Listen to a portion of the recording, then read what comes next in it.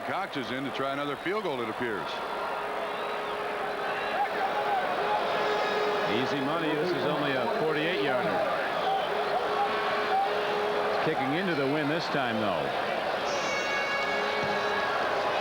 Makes no difference. No problem. 48-yarder and a 56-yarder. And the national championship might as well be in the books. With 3:41 to play, the Hurricanes have command 20-7. Don, unfortunately, nowadays in collegiate athletics, until you win a national championship, you are a suspect as a coach. But Jimmy Johnson winning this national championship with just 2 offensive linemen playing their